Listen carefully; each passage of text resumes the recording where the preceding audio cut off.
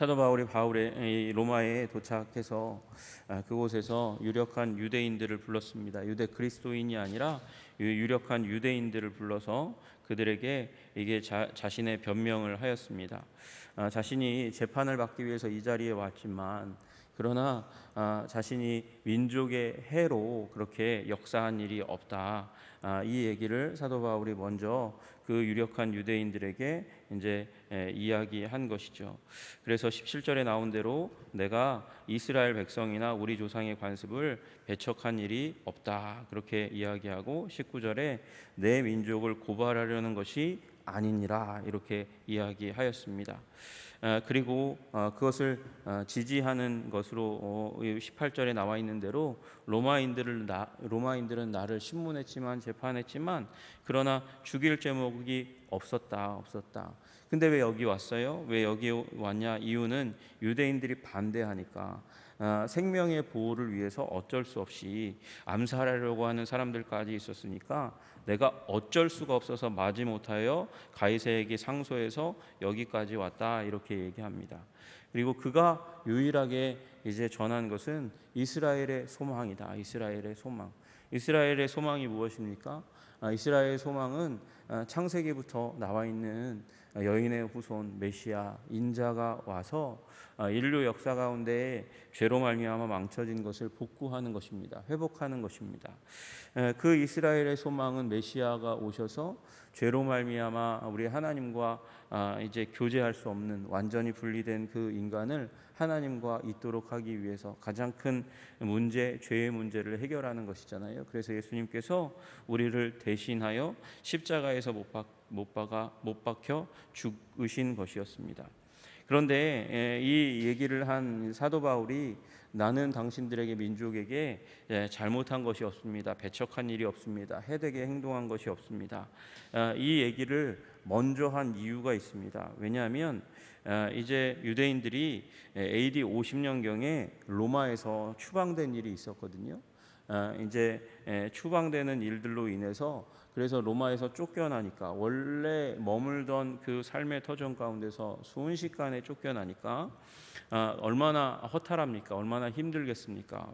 얼마나 어렵겠습니까? 그래서 유대인들은 로마 사회 가운데서 이 자신의 입지를 흔드는 유대인을 막 드러내서 로마인들과 너무나 다르다라고 얘기하는 일들, 시끄러운 거 싫잖아요. 사람들이 시끄럽게 만드는 일들을 일으키지 않으려고 했어요. 그러니까 사도 바울이 하는 사역이 유대인들을 자꾸 드러나고 유대인들 사이의 갈등을 드러내는 일이니까 이제 그 부분이 유대인에게 심기를 거스릴 수 있는 거죠.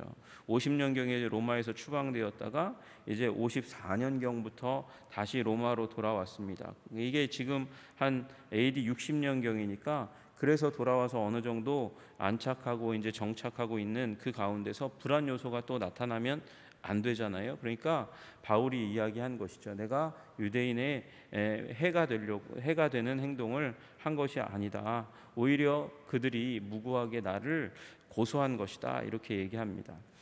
그가 이 이야기를 하고 나니까 바울이 이 이야기를 하고 나니까 유대의 유력자들이 너의 사상이 어떠한지 듣고자 한다. 이 파에 대해서는 어디서나 반대를 많이 받는 줄 우리가 알기 때문이다. 그렇게 이야기했습니다. 여러분, 이 사람들이 유대인이고 유대교에 속해 있습니다. 그런데 유대교 안에도 사두개인과 바리새인의 파가 있듯이 SM파가 있고 그렇듯이 이제 이 안에도 그 유대교 안에도 여러 파가 있는 거거든요. 그 당시에는 기독교를 유대인의 한 분파로 여기고 있었습니다. 유대인의 한 분파니까 이 파가 도대체 무엇을 주장하는가 알고 싶다는 것이죠.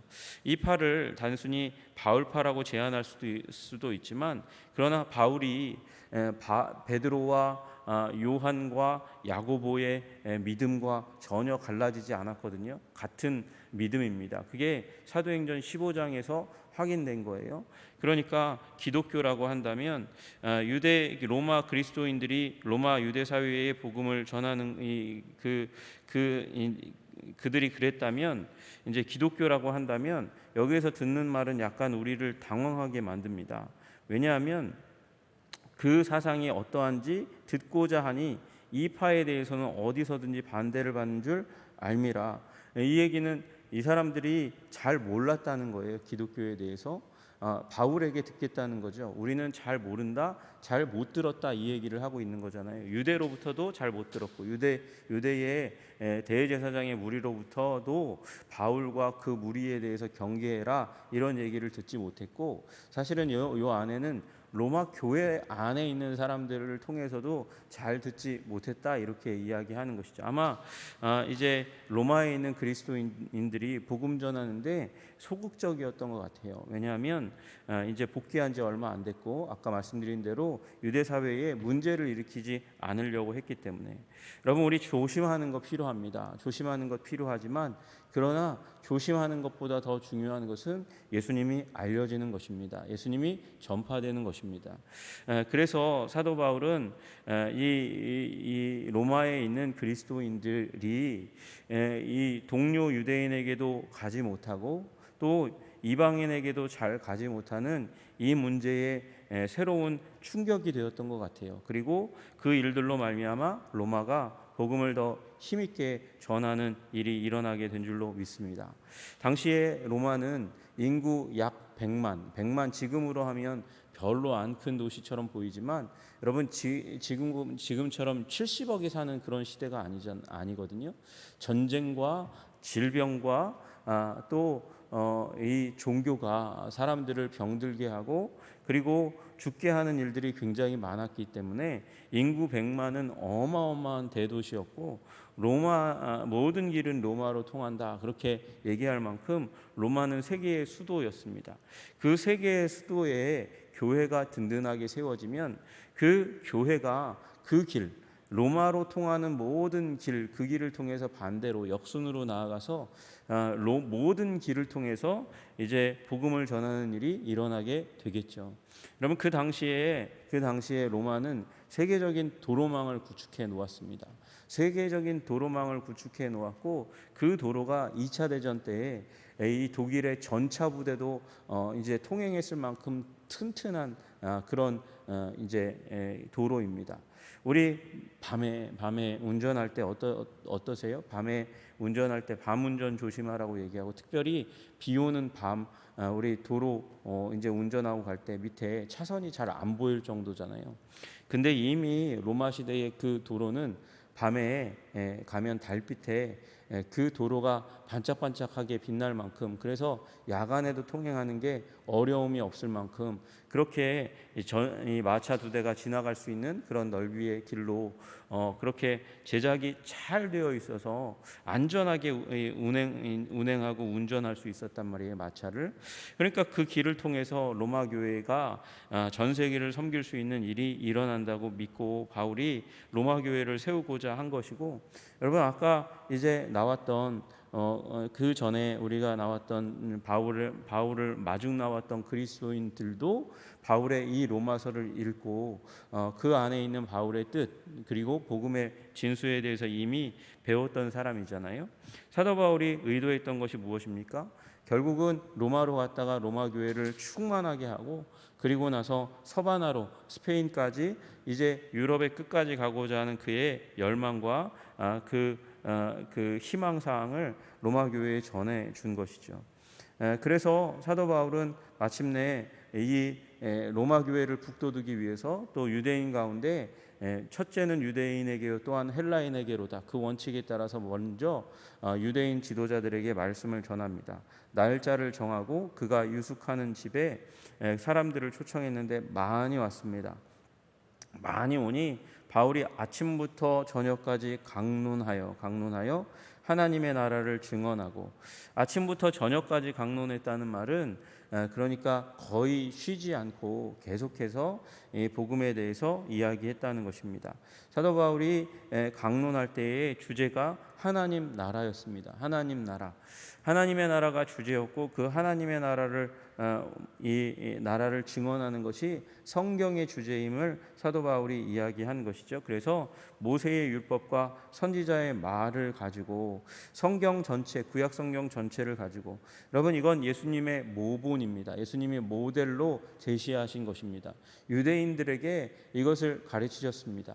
예수님께서 엠마오로 가실 때에 엠마오의 두 제자에게 예수님께서 이제 동행하시다가 그 과정 가운데 성경을 통해서 율법과 선지자와 시편을 통해서 그들에게 메시아에 대해서 알려주었고, 그리고 예수님께서 비로소 식사하시는 그 장면 가운데 축사하심으로 그들의 눈을 열어주셨습니다.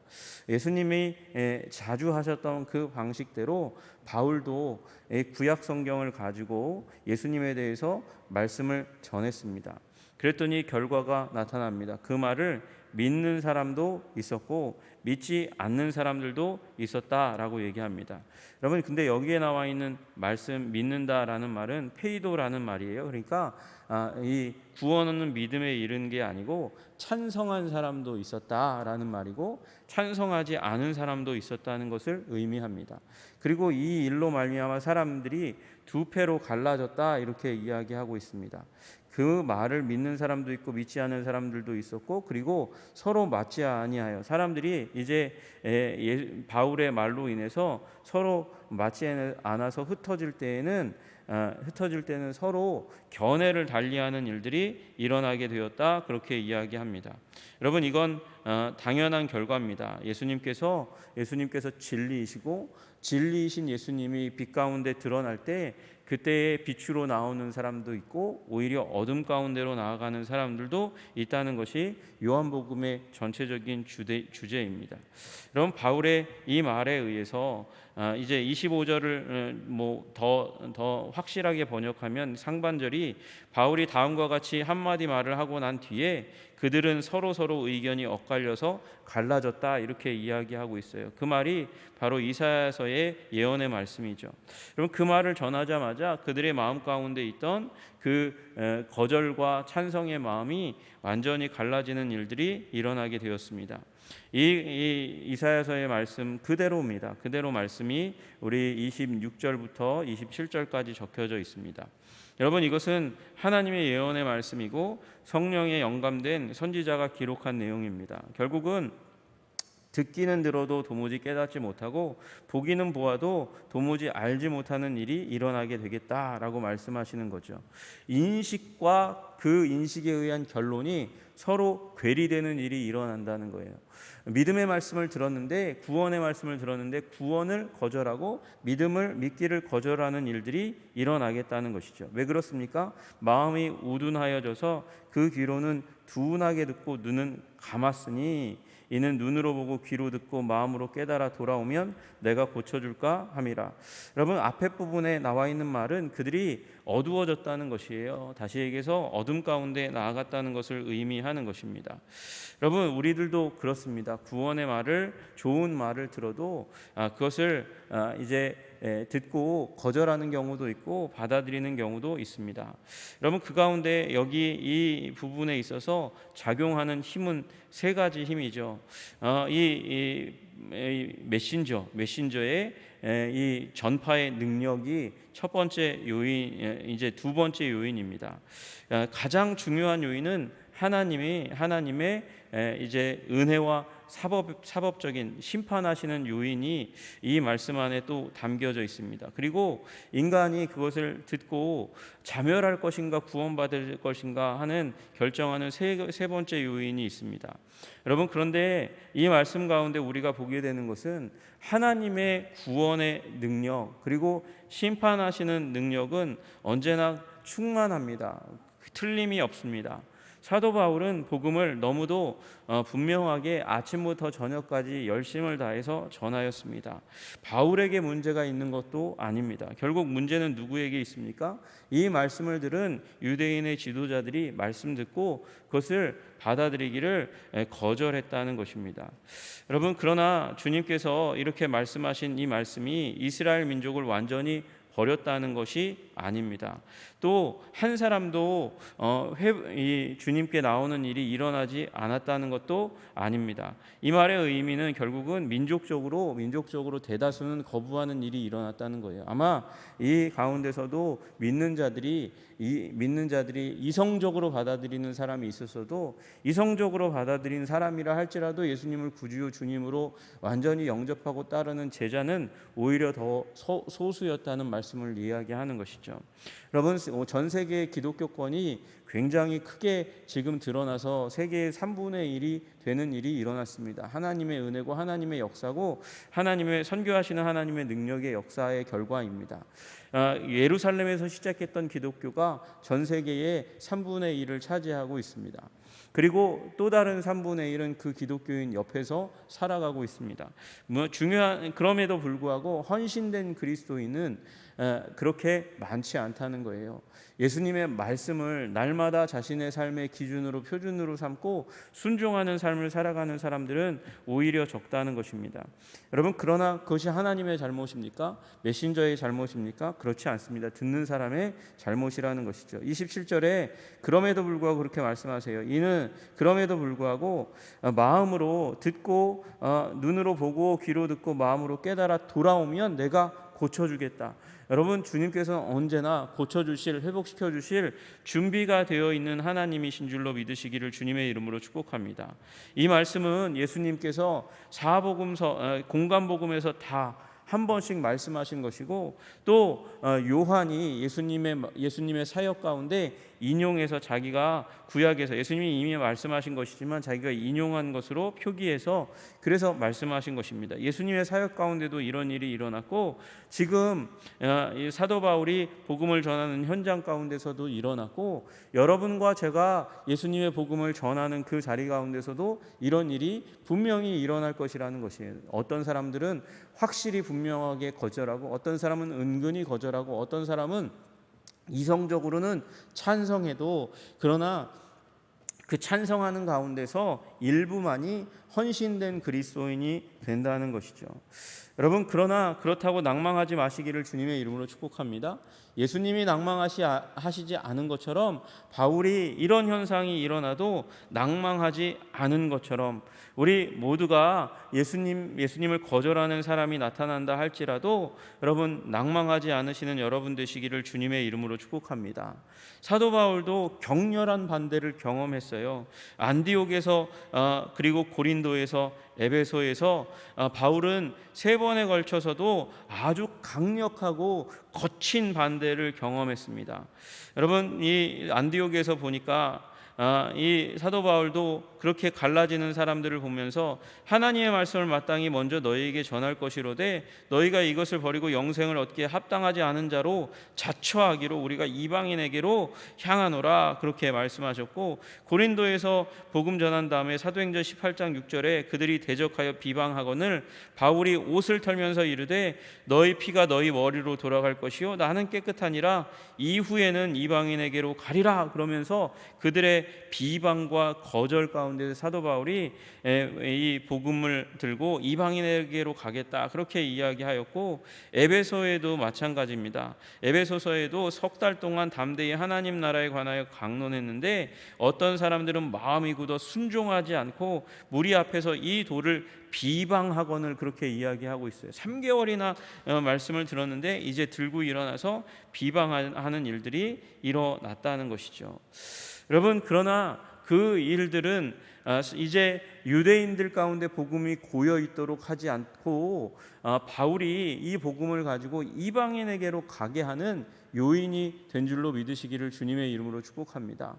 그래서 이방인에게 가서 그런즉 하나님의 이 구원이 이방인들에게로 보내어진 줄 알라, 그들은 그것을 들으리라. 소망이 거기에 있는 거죠. 듣는 사람들 가운데 있는 거예요. 여러분, 그래서 우리가 복음을 한 사람 붙들고 평생 동안 복음 전하는 일도 필요하지만, 여러분, 한 번이라도 주위에 있는 모든 사람들에게 복음을 전하는 것이 필요한 것이에요. 여러분, 그래서 때를 얻든지 못 얻든지 내 주위에 있는 모든 사람들에게 복음을 전하겠다는 열정과 열망을 가지시는 여러분들 다 되시기를 주님의 이름으로 축복합니다. 여러분, 반대는 어디에나 어떤 상황 가운데나 누구의 마음 가운데서나 일어날 수 있는 일입니다. 그러나 여러분, 끊임없이 복음을 전하면 그 가운데 하나님께서 일하실 줄로 믿으시기를 주님의 이름으로 축복합니다.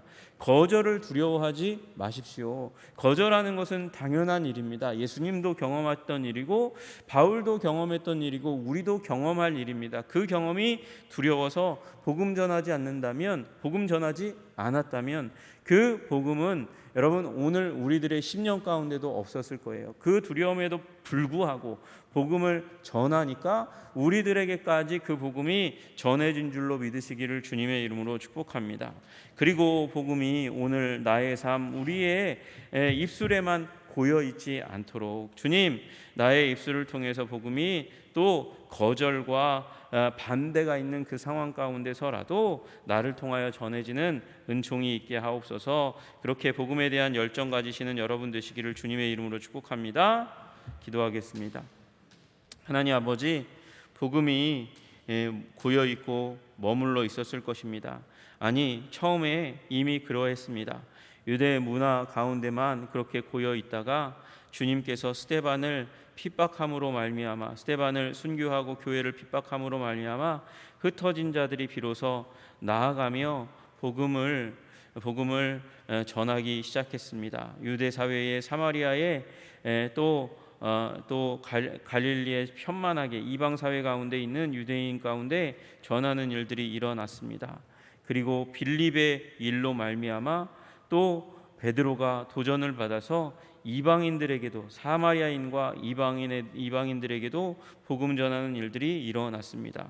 주님, 결국 복음은 우리의 삶을 통해서 계속해서 전파되기를 원하십니다. 때를 얻든지 못 얻든지 전파되기 원하시고, 또 우리 반대하는 사람, 거절하는 사람 있다 할지라도 그럼에도 불구하고 복음 전하기를 원하십니다. 우리 도전 정신을 가지고 복음 전할 수 있는 우리들이 다 될 수 있도록 주님 도와주시옵소서. 사도 바울의 영성, 베드로의 영성이 아버지 우리 가운데 머물러 있을 수 있도록 주님 도와주옵소서. 예수님 이름 받들어 기도드리옵나이다. 아멘.